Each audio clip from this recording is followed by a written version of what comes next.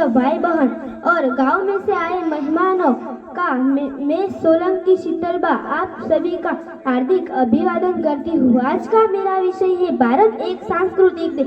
भौगोलिक रूप से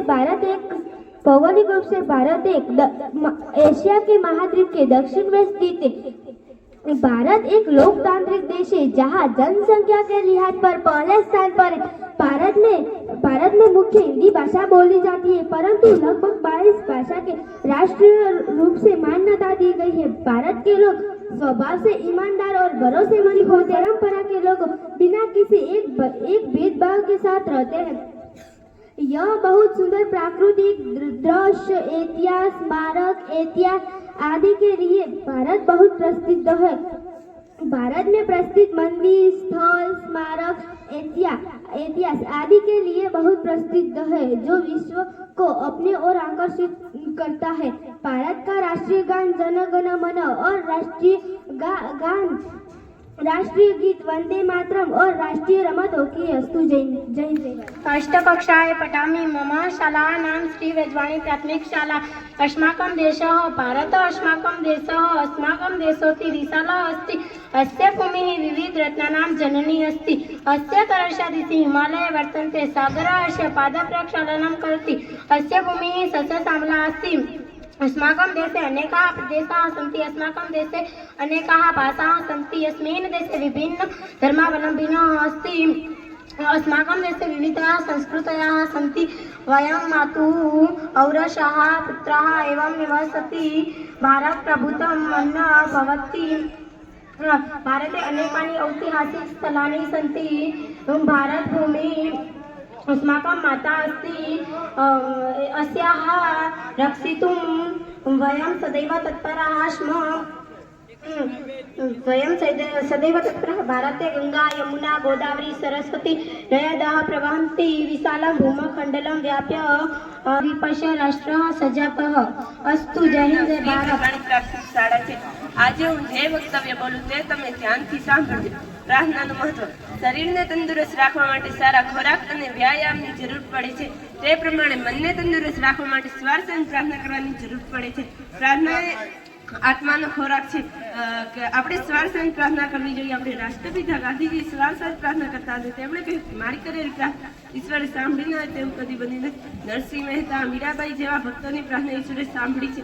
પ્રાર્થના એ દુઃખી હૃદયનો પોકાર છે। કેટલાક લોકો પોતાની ઈચ્છા પૂર્ણ કરવા માટે પ્રાર્થના કરે છે અને કેટલાક લોકો કોઈ પણ પ્રકારની ઈચ્છા રાખ્યા વગર પ્રાર્થના કરે છે। પ્રાર્થના કરવાથી આપણું મન શાંત, પ્રફુલ્લિત અને હળવું થાય છે। જે ઘરમાં નિયમિત પ્રાર્થના થાય છે તે ઘરના લોકોના હૃદય પવિત્ર અને શાંત હોય છે। તેથી આપણે ઈશ્વરની પ્રાર્થના કરવી જોઈએ। અસ્તુ। My school name is Sri Rizwani Primary School.